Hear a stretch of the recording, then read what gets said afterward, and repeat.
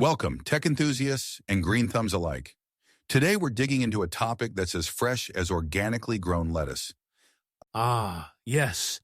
Nothing like the smell of AI in the morning, especially when it's helping us grow our daily bread. Or, should I say, our daily data? Indeed, Tom, we're talking about precision agriculture and crop optimization, where Silicon Valley meets old McDonald's farm. It's time to put on our digital overalls and get our hands virtually dirty. So, Tom, remember when farmers used to rely on the farmer's almanac and a wet finger in the wind to decide when to plant? Well, those days are as outdated as a flip phone at a tech conference. Absolutely, Mark. Now, it's all about AI, IoT sensors, and satellite imagery. It's like farmers have their own mission control center, minus the rocket launches, usually. Right you are. I once visited a modern farm, and I swear the tractor had more computing power than the first spacecraft that landed on the moon. It was like watching a real-life Transformers movie. But instead of fighting Decepticons, it was battling crop inefficiency. That's fascinating, Mark. But let's break it down for our listeners. What exactly are we talking about when we say precision agriculture?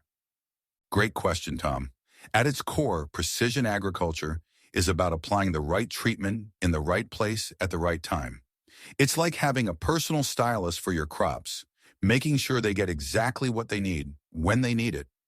Now that we've planted the seed of what precision agriculture is, let's harvest some details about the tech involved. Tom, care to start us off? Gladly, Mark. Picture this. Drones buzzing overhead like tech-savvy bees, collecting data on everything from soil moisture to plant health. It's like having a team of tiny, flying agronomists. And don't forget about the AI algorithms crunching all that data faster than a combine harvester goes through a wheat field. They're creating detailed field maps that would make any cartographer jealous. Exactly. These maps are like the farm's own Google Earth, showing everything from soil composition to nutrient content. It's so detailed, you could probably find a needle in a haystack. If that haystack was digitally mapped, of course. But it's not just about pretty pictures, Tom. This data helps farmers make informed decisions about crop selection, planting patterns, and resource allocation.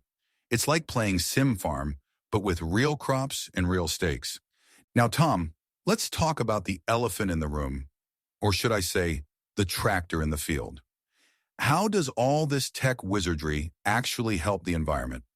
Well, Mark, it's like putting your farm on a resource diet, but without the hunger pangs. Take water usage, for example. AI-driven irrigation systems are like smart sprinklers on steroids. Ah, yes, I've heard about those. They use real-time soil moisture data, weather forecasts, and crop water requirements to deliver just the right amount of water. It's like having a sommelier for your soil, making sure it gets the perfect amount of hydration. Exactly. And it's not just water. These systems can optimize the use of fertilizers and pesticides, too. It's like giving your crops a personalized health plan instead of a one-size-fits-all supplement regimen. The results are pretty impressive, too. I recall a case study where a large-scale implementation of AI-driven irrigation in a drought-prone region led to a 30% reduction in water usage while maintaining crop yields.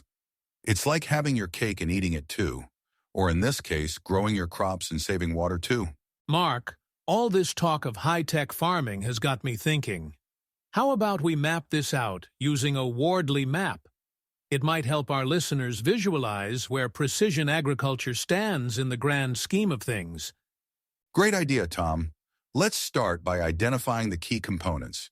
We've got AI and data analytics at the core, then IoT sensors, satellite imagery, automated machinery, and, of course, the farms themselves. Right. And don't forget, the farmers and agricultural policies. Now, where would you place these on the evolution axis, Mark? Well, traditional farming practices would be on the far right. They're well established. But AI and IoT in agriculture are still evolving rapidly, so they'd be more towards the left. The interesting part is how these technologies are pushing farming itself towards the left. making it more dynamic and innovative. Fascinating. And on the value chain axis, we'd see farmers and food production at the top, with the various technologies supporting them below. What does this tell us about the strategy for implementing precision agriculture? Great question, Tom.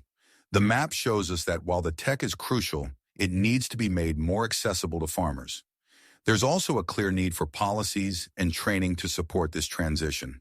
It's not just about inventing new tech, but about creating an ecosystem where it can thrive and deliver real value. Absolutely.